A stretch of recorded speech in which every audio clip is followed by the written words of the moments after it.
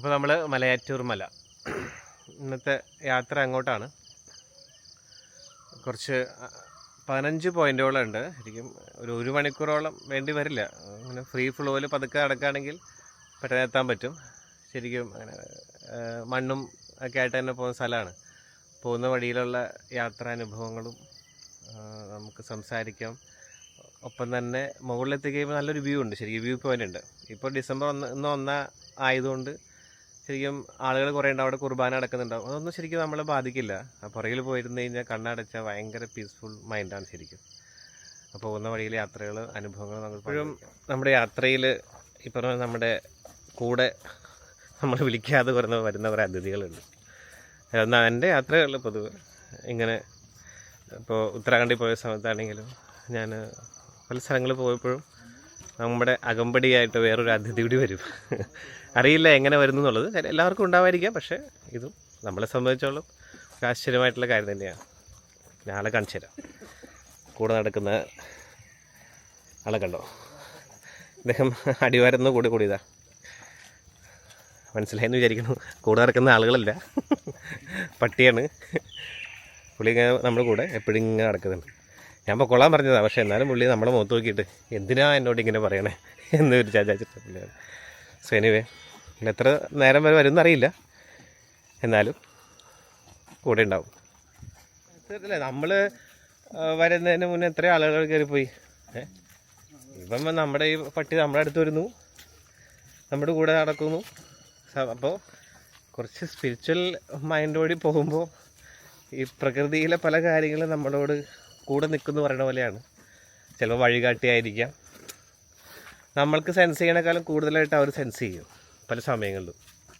അങ്ങനെയുണ്ട് തീർച്ചയായിട്ടും. അല്ല, പട്ടിക്ക് നമുക്ക് സെൻസ് ചെയ്യാൻ കൂടുതൽ അവർക്ക് പട്ടിക്ക് സെൻസ് ചെയ്യാൻ പറ്റും. അപ്പം അങ്ങനെയൊക്കെയുള്ള കാര്യങ്ങളിവിടെ ഉണ്ട്. ഈ മലകൾ അല്ലെങ്കിൽ ട്രക്ക് ചെയ്യുന്ന ആളുകളൊക്കെ ശ്രദ്ധിക്കേണ്ട ഒരു കാര്യമുണ്ട്. ഞാൻ പറയാതെ തന്നെ അറിയാം, എന്നാലും ചെറിയൊരു ഇൻഫോർമേഷൻ രീതിയിൽ നമ്മൾ കയറുന്ന സമയത്ത് പെട്ടെന്ന് തന്നെ ഓടി ചാടി കയറാതെ ഒന്ന് ഇരുന്ന് കുറച്ച് നേരം ഒന്ന് സ്ട്രെച്ചിങ്സൊക്കെ ചെയ്യുക. കയറുമ്പോൾ പെട്ടെന്ന് കാഫ് മസിൽസ് ടൈറ്റ് ആവാൻ സാധ്യതയുണ്ട് അല്ലേ. തൈ മസിൽസ്, ഹാംസ്ട്രിങ് ഒന്ന് സ്ട്രെച്ച് ചെയ്യുക.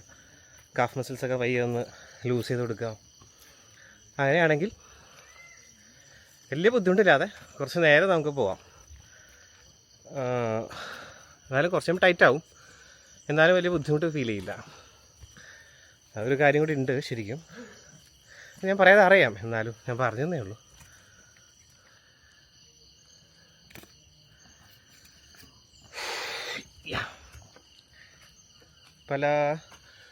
പല ആളുകളും ചോദിക്കുന്നൊരു കാര്യമാണ്, എനിക്ക് മലമുകളിൽ നമ്മൾ പോയിട്ട് എന്തിനു മെഡിറ്റേറ്റ് ചെയ്യണം,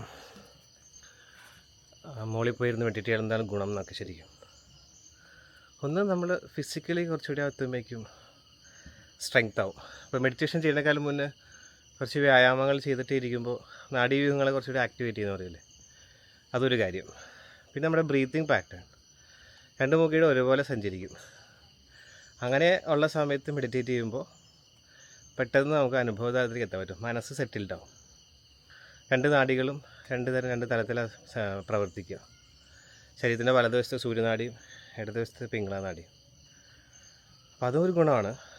പിന്നെ മുകളിലിരിക്കുമ്പോൾ അവിടെ എത്തി കുറച്ച് ഇരിക്കുമ്പോൾ അതും വേറെ അനുഭവതലമാണ്. അതുകൊണ്ടായിരിക്കണം യോഗീശ്വരന്മാരൊക്കെ കുറച്ച് അധികം നാൾ തപസ് ചെയ്യാനായിട്ട് ആദ്യം ശല്യമില്ലാതെ മുകളിൽ ഇങ്ങനെയുള്ള മലമുകളിൽ കയറി ഇരിക്കാനുള്ള കാരണം. എനർജി വൈസ് വ്യത്യാസമുണ്ട്. ഓരോ മലമുകളിലും എനർജി വൈസ് വ്യത്യാസമുണ്ട്. പക്ഷെ കഴിഞ്ഞ ദിവസങ്ങളിൽ നമ്മൾ ശബരിമല കയറിയതിനേക്കാളും അത്ര ബുദ്ധിമുട്ട് കാണില്ല. കാരണം ഈ നടക്കുന്ന ഏരിയ അല്ലേ, അതൊക്കെ കുറച്ചുകൂടി എളുപ്പമുണ്ട് കേട്ടോ.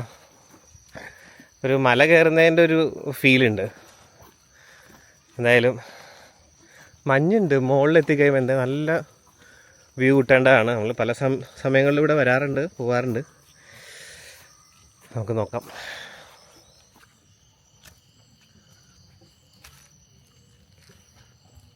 മലമുകളിലാണ് ഇപ്പോൾ, മലയാറ്റൂർ മലയുടെ മുകളിൽ കയറുന്ന സമയത്തുള്ള വീഡിയോസൊന്നും അങ്ങനെ എടുത്തില്ല.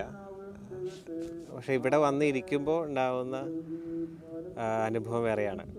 ഞാൻ പറഞ്ഞല്ലോ, എപ്പോഴും നമ്മൾ പ്രകൃതിയായിട്ട് ഇങ്ങനെ കണക്ട് ചെയ്ത് പോയാൽ മാത്രം മതി. ഇവിടെ വന്ന് പെട്ടെന്ന് പോകാമെന്ന് വിചാരിച്ചിരുന്നാൽ ഞാനൊക്കെ, പക്ഷേ ഈ ഒരു സ്ഥലവും ആംബിയൻസും കണ്ടപ്പോൾ ഞാൻ കാണിച്ചു തരാം നിങ്ങൾക്ക്. നിങ്ങൾ നോക്കിക്കോളാം. ഈ കാണുന്ന ഇവിടെയൊക്കെ എൻ്റെ കൂടെയുള്ള കുട്ടികളൊക്കെ ഇവിടെ ഇരിക്കുന്നുണ്ട്.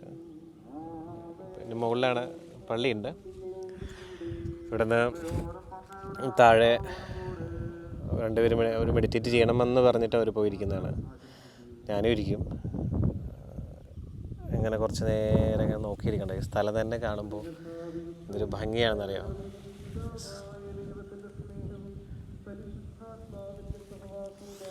അപ്പോൾ ഞാൻ പറഞ്ഞത്, ഇങ്ങനെയുള്ള സ്ഥലങ്ങളിൽ നമ്മൾ വരുമ്പോൾ എങ്ങനെ മെഡിറ്റേറ്റ് ചെയ്യണം എന്നുള്ളതാണ്. നമ്മൾ ആദ്യം ഒന്ന് ഇരിക്കുക, കുറച്ച് നേരം ഇരിക്കുക, കുറച്ച് നേരം ഡീപ്പായിട്ട് കുറച്ച് ബ്രീത്ത് ചെയ്യുക, എന്നിട്ട് പയ്യെ പയ്യെ ഒന്ന് കണ്ണടച്ചിരിക്കുക. അപ്പോൾ നമ്മുടെ പുറകിൽ കുറേ ശബ്ദങ്ങളൊക്കെ നമ്മൾ കേൾക്കും അല്ലേ. ആദ്യം ആ ശബ്ദങ്ങളിലേക്ക് നമ്മൾ കാതോർക്കുക. ഒരു മെഡിറ്റേറ്റീവ് ടെക്നിക്കാണ്. നമ്മൾ ബാഹ്യമായിട്ട് നിൽക്കുന്ന ശബ്ദങ്ങളിൽ നിന്ന് നമ്മുടെ ഉള്ളിലേക്ക് വലിയണമല്ലോ. അപ്പോൾ ആദ്യം എന്ത് ചെയ്യേണ്ടത് വെച്ചാൽ, പുറമെയുള്ള ശബ്ദങ്ങളിലേക്ക് നിങ്ങൾ ശ്രദ്ധ കൊണ്ടുവരിക. കുറച്ച് നേരം അതിലേക്ക് മാത്രം ശ്രദ്ധിക്കാം. ഏറ്റവും സൂക്ഷ്മമായിട്ടുള്ള ശബ്ദങ്ങളെ ഇങ്ങനെ കാതോർത്തിരിക്കുക. ഞാനെപ്പോഴും എൻ്റെ മെഡിറ്റേഷൻ ക്ലാസ്സിൽ ചെയ്യുന്നൊരു കാര്യമാണ്. അപ്പോൾ കുറച്ച് കഴിയുമ്പോൾ നമുക്കത് കേട്ട് കഴിയുമ്പോൾ കുറച്ച് നമ്മൾ എന്ത് ചെയ്യണം, കുറച്ച് ഉൾവലിയാൻ ശ്രമിക്കണം. ഉള്ളിൻ്റെ ഉള്ളിലേക്ക് വരാൻ ശ്രമിക്കണം. എന്നിട്ട് അങ്ങനെ മെഡിറ്റേറ്റ് ചെയ്യണം. അത് ഞാൻ കുറച്ച് പറഞ്ഞുതരാം എങ്ങനെ മെഡിറ്റേറ്റ് ചെയ്യണം എന്നുള്ളത്. അപ്പം നമ്മൾ കണ്ണടച്ച് ഇങ്ങനെ ഇരിക്കുമ്പോൾ ഞാൻ പറഞ്ഞ പോലെ പുറമേയുള്ള ബാഹ്യമായിട്ടുള്ള ശബ്ദങ്ങളിലേക്ക് നമ്മൾ ശ്രദ്ധ കൊണ്ടുവരും. പിന്നീട് 1 മിനിറ്റ് 2 മിനിറ്റോളം നമ്മൾ എന്ത് ചെയ്യണം, ഉള്ളിലേക്ക് ഇത് വലിയാൻ ശ്രമിക്കണം. നമ്മുടെ ഉള്ളിൻ്റെ ഉള്ളിലേക്ക് വലിയാൻ ശ്രമിക്കുക. നമ്മുടെ ശ്വാസോച്ഛ്വാസങ്ങൾ നമ്മൾ അറിയാൻ ശ്രമിക്കുക. ഇപ്പോൾ ഈ മലമുകളിലേക്ക് കയറി വരുമ്പോൾ നമ്മൾ ഇത്രയും പടികൾ ചവിട്ടി ഇത്രയും നേരം നമ്മൾ മല കയറി കഴിയുമ്പോൾ നമ്മുടെ 2 നോസ്ട്രിൽസും കംപ്ലീറ്റ്ലി ഓപ്പൺ ആയിരിക്കും. എന്ന് വെച്ചാൽ മനസ്സ് കുറച്ചുകൂടി സെറ്റിൽഡ് ആയിട്ടിരിക്കും. ആ ഓപ്പൺ ആയിരിക്കുന്ന സമയത്ത് നമ്മളിവിടെ വന്നിരുന്ന് നമ്മുടെ മനസ്സും സെറ്റിൽഡ് ആവുന്ന സമയമുണ്ട്. എന്ന് വെച്ചാൽ ബ്രീത്ത് ലെവൽ നോർമലാവും. ശരീരം കൊണ്ട് നമ്മൾ കുറച്ചൊരു അഴഞ്ഞൊരു ഫീലായിരിക്കും. കൈകാലുകളൊക്കെ അനക്കാം, ജസ്റ്റ് ഒന്ന് സ്ട്രെച്ചൊക്കെ ചെയ്തിട്ട് നല്ലൊരു സ്പോട്ട് നമുക്ക് കാണുമ്പോൾ തന്നെ ഇവിടെ ഇരിക്കാം. നിങ്ങൾ യാത്രകളിൽ നിങ്ങൾക്ക് മനസ്സിലാവും, കുറച്ച് എനർജി ഫീൽഡ് കുറച്ച് കൂടുതലുള്ള സ്ഥലം അതൊക്കെ നമുക്ക് ഫീൽ ചെയ്യാൻ പറ്റും. നമ്മളവിടേക്ക് നമ്മുടെ അവിടെ എത്തിക്കുന്ന പറയാം ഇങ്ങനെയുള്ള സ്ഥലങ്ങളിലേക്ക്. അപ്പോൾ അവിടെ ഇരിക്കുക എന്നുള്ളതാണ്. അവിടെ ഇരുന്ന് നമ്മൾ ആദ്യമേ ഞാൻ എപ്പോഴും പറയുന്ന പോലെ നമ്മൾ ഈ പ്രകൃതിയുടെ അനുവാദം ചോദിക്കും. ഞാനിവിടെ ഇരിക്കുന്നുണ്ട്, ഞാൻ മെഡിറ്റേറ്റ് ചെയ്യാണ്, അപ്പം എന്നെ എല്ലാ വിധത്തിലും അനുഗ്രഹിക്കണമെന്ന് അവരോട് പറയണം. പ്രകൃതിയിൽ സൂക്ഷ്മമായിട്ടുള്ള കുറേ എനർജീസ് ഉണ്ട്, പ്രത്യേകിച്ച് മലമുകളിലൊക്കെ ഉണ്ടാവണം. അപ്പോൾ അവർക്കൊന്നും ഞാൻ യാതൊരു ഉപദ്രവിക്കാൻ വരുന്ന ആളല്ല. ഞാൻ എൻ്റേതായിട്ടുള്ള മെഡിറ്റേഷനിലേക്ക് വന്നതാണ്. എന്നെ അതിനെ അനുഗ്രഹിക്കുക എന്ന് പറയാം. അപ്പോൾ അവരവർ ബ്ലെസ് ചെയ്യും. അപ്പോൾ അങ്ങനെ ഇരിക്കുക. എന്നിട്ട് ഇരുന്ന് കണ്ണടച്ച് ഞാൻ പറഞ്ഞ പോലെ ആദ്യം കുറച്ച് നേരം ഡീപ്പായിട്ട് ബ്രീത്ത് ചെയ്യണം. ഡീപ്പ് ബ്രീത്തിങ് നമ്മൾ എപ്പോഴും പഠിക്കുക. ഡീപ്പായിട്ട് ബ്രീത്ത് ചെയ്യുമ്പോൾ അബ്ഡമൻ എക്സ്പാൻഡ് ചെയ്യുക, ചെസ്റ്റ് എക്സ്പാൻഡ് ചെയ്യുക, ഒട്ടും ബലം പിടിക്കാതെ റിലാക്സ്ഡ് ആയിട്ട് എക്സേൽ ചെയ്ത് കൊടുക്കുക. എപ്പോഴും ശ്വാസം എടുക്കുന്നതിനേക്കാളും കൂടുതൽ സമയം ശ്വാസം പുറത്തേക്ക് ഇടുമ്പോൾ മനസ്സ് റിലാക്സ്ഡ് ആവും. അങ്ങനെയാണ്. ഇൻഹലേഷൻ കൂടുതൽ സമയം കൊടുത്ത് നമ്മുടെ ഫിസിക്കൽ സ്ട്രെങ്ത്ത് നമ്മൾ എടുത്തിട്ടാണ് ഇൻഹേൽ ചെയ്യുക. അപ്പോൾ ഈ ഫിസിക്കൽ സ്ട്രെങ്ത്തിനാണ് കൂടുതൽ ഫോക്കസ്ഡ് ആവുക. പക്ഷേ എക്സലേഷനിലേക്ക് നമ്മൾ കുറച്ച് നമ്മുടെ മനസ്സൊക്കെ ഒന്ന് സെറ്റിൽഡ് ആയിട്ട് എക്സേൽ ചെയ്യുക, റിലാക്സ്ഡ് ആയിട്ട് എക്സേൽ ചെയ്യുക, വിത്ത് കൺട്രോൾ എന്ന് പറയും. അപ്പോൾ അങ്ങനെ സംഭവിക്കും. അപ്പോൾ എക്സലേഷൻ വളരെ സ്ലോലി ആയിരിക്കണം. അങ്ങനെ ഒരു കുറച്ച് നേരം 5, 8, 10 പ്രാവശ്യം ഡീപ്പായിട്ട് ബ്രീത്ത് ചെയ്യുക. വളരെ സിമ്പിൾ ടെക്നിക്കാണ് കേട്ടോ ഞാൻ പറയണത്. എന്നിട്ട് എന്ത് ചെയ്യണം, എന്നിട്ട് ഞാൻ ഡീപ്പായിട്ട് ബ്രീത്ത് ചെയ്യുന്നു. എന്നിട്ട് ഫസ്റ്റിൽ പറഞ്ഞതുപോലെ പുറമേയുള്ള ശബ്ദത്തിലേക്ക് നമ്മൾ ശ്രദ്ധിക്കുക. ഇപ്പോൾ ഇവിടെ കുർബാനയുടെ ശബ്ദമുണ്ട്, അപ്പോൾ പ്രാർത്ഥന നടക്കുന്നുണ്ട്. ആ പ്രാർത്ഥനയിലേക്ക് ശ്രദ്ധിക്കുക. എന്താണ് പറയുന്നത് കുറച്ച് സൂക്ഷ്മമായിട്ട് അതിലേക്ക് ശ്രദ്ധിക്കുക. കാതോർക്കുക, എപ്പോഴും ഇങ്ങനെ കാതോർത്തുകൊണ്ടേ ഇരിക്കുക. എന്നിട്ട് കുറച്ച് നേരം കഴിയുമ്പോൾ 1-2 മിനിറ്റൊക്കെ ഏകദേശം നിങ്ങൾക്ക് മനസ്സിലാവും. അത്രയും ശ്രദ്ധ നിങ്ങളുടെ ഉള്ളിലേക്ക് വന്നെന്ന് മനസ്സിലാക്കിയാൽ, അത്രയും ശ്രദ്ധ നിങ്ങൾക്ക് അവിടെ ശ്രദ്ധിക്കാൻ പറ്റിയെന്ന് മനസ്സിലാക്കാൻ പറ്റിയാൽ തിരിച്ചു വരിക, ഉള്ളിൻ്റെ ഉള്ളിലേക്ക് വരിക. ഉള്ളിൻ്റെ ഉള്ളിലേക്ക് വരുന്നു, നമ്മുടെ ശ്വാസോച്ഛ്വാസങ്ങളിലേക്ക് ശ്രദ്ധിക്കാം. അപ്പോൾ ആ ബ്രീത്തിങ്ങിനൊരു എപ്പോഴും അതിനൊരു ശബ്ദമുണ്ട് എപ്പോഴും. ഇപ്പോൾ ഈ കാറ്റ് വീശുന്ന ശബ്ദം നിങ്ങൾക്ക് കേൾക്കാൻ പറ്റുന്നുണ്ടാവും. ആ ശബ്ദം തന്നെ മൂക്കിലുണ്ട്, നമ്മൾ ശ്വാസം എടുക്കുമ്പോഴും ശ്വാസം പുറത്തേക്ക് ഇടുമ്പോഴും. നമ്മൾ കോൺഷ്യസ് ആണ്, നമ്മൾ ജാഗ്രമായുള്ള അവസ്ഥയിലാണ് ബ്രീത്ത് ചെയ്യുക. നമുക്ക് പല അവസ്ഥകളുണ്ട്, ജാഗ്ര, സ്വപ്ന, സുഷുപ്തി, തുര്യാവസ്ഥ. ഉറങ്ങുമ്പോഴും അങ്ങനെയുള്ള അവസ്ഥകളുണ്ടല്ലോ, നമ്മൾ അറിയുന്നില്ല എന്നേ ഉള്ളൂ. മെഡിറ്റേഷനിലും ഈവൻ നമ്മുടെ ഓംകാരം ചാൻറ്റ് ചെയ്യുമ്പോഴും എനിവേ അങ്ങനെയൊക്കെ ഉണ്ട്. വിഷയത്തിൽ നിന്ന് തിരിച്ചു പോകണം, അതുകൊണ്ടാണ്. അപ്പോൾ നമ്മൾ വീണ്ടും ബ്രീത്തിങ്ങിലേക്ക് ശ്രദ്ധിക്കുന്നു. അപ്പോൾ ഞാൻ പറഞ്ഞ പോലെ അതിൻ്റെ ഒരു ശബ്ദമുണ്ട്, ആ ശബ്ദത്തിലേക്ക് ശ്രദ്ധിച്ചുകൊണ്ട് ബ്രീത്ത് ചെയ്യുക. മനസ്സിലാവുന്നുണ്ടോ? അതിൻ്റെ ബ്രീത്ത് കുറച്ച് നേരം കഴിയുമ്പോൾ തന്നെ നമുക്ക് ആ ഒരു ബ്രീത്തിങ് അവെയർനെസ് വരും. നമ്മൾ ആ അവെയർനെസ്സോടിട്ടാണ് ബ്രീത്ത് ചെയ്യണത്. എന്ന് വെച്ച് കഴിഞ്ഞാൽ നമുക്ക് ആ ഒരു അവബോധം വേണം, ഞാൻ ശ്വാസം എടുക്കുന്നുണ്ട്, ഞാൻ ശ്വാസം പുറത്തേക്ക് വിടുന്നുണ്ട് എന്നുള്ളൊരു അവബോധം. ശേഷം നമ്മൾ എന്ത് ചെയ്യണം, ആ ശ്വാസഗതിയുടെ ശബ്ദത്തെ കുറച്ചുകൂടി കുറയ്ക്കാൻ ശ്രമിക്കുക. ശ്വാസഗതി ശബ്ദമില്ലാതെ ബ്രീത്ത് ചെയ്യുക. അപ്പോൾ അത്രയും സ്ലോ ഡൗൺ ആവും ബ്രീത്തിങ്, അത്രയും സ്ലോ ഡൗൺ ആവും. അങ്ങനെ കുറച്ച് നേരം ബ്രീത്ത് ചെയ്യാൻ തുടങ്ങുമ്പോൾ തന്നെ നമ്മൾ പയ്യെ നമ്മുടെ മനസ്സ് സെറ്റിൽഡായിട്ട് വരും. എന്നിട്ട് നിങ്ങൾക്ക് നിങ്ങളുടേതായിട്ടുള്ള ടെക്നിക്കുകൾ യൂസ് ചെയ്യാം. ഇതാണ് എവിടെ പോയാലും നമ്മൾ യൂസ് ചെയ്യേണ്ട ആദ്യത്തെ പടികൾ. മെഡിറ്റേഷൻ്റെ first stage as a beginner level, as a advance level practitioner. Advance level വേറെ ഒന്നും വേണ്ട, ചുമ്മാ കണ്ണടച്ചിരുന്നാൽ മതി, അപ്പോഴേക്കും ആ ഒരു തലത്തിലേക്ക് എത്തും. എന്നിരുന്നാൽ പോലും നമുക്ക് പെട്ടെന്ന് യൂസ് ചെയ്യാൻ പറ്റിയ മെത്തേഡാണ് ഇപ്പോൾ ഇതുവരെ പറഞ്ഞ മെത്തേഡ്. അതിനുശേഷം നിങ്ങളുടേതായിട്ടുള്ള ഉപയോഗിക്കാം. കണ്ണടച്ച് നിങ്ങൾക്ക് പുരികങ്ങളുടെ മധ്യത്തിൽ ശ്രദ്ധിക്കണോ, ഇവിടെ മൂക്കിൻ്റെ ടിപ്പെൻഡിലേക്ക് ശ്രദ്ധിക്കണോ, അല്ലെങ്കിൽ ഹൃദയത്തിൻ്റെ ഇവിടെ ഹൃദയചക്രത്തിൽ മെഡിറ്റേറ്റ് ചെയ്യണോ, അങ്ങനെ മെഡിറ്റേറ്റ് ചെയ്യാം. അതൊക്കെ വെച്ചാൽ അവിടേക്ക് കുറച്ച് സൂക്ഷ്മമായിട്ട് ഇരുന്നാൽ മതി. അല്ലെങ്കിൽ ബ്രീത്തിങ്ങിൻ്റെ അവെയർനെസ്സിലേക്ക് മാത്രം ശ്രദ്ധിച്ചുകൊണ്ടിരിക്കുക. അപ്പോൾ എന്ത് സംഭവിക്കും, സ്വാഭാവികമായിട്ടും ഇപ്പം എവിടെ ശ്രദ്ധിച്ചാലാണെങ്കിൽ പോലും നമ്മുടെ മനസ്സ് വിട്ടുപോകും.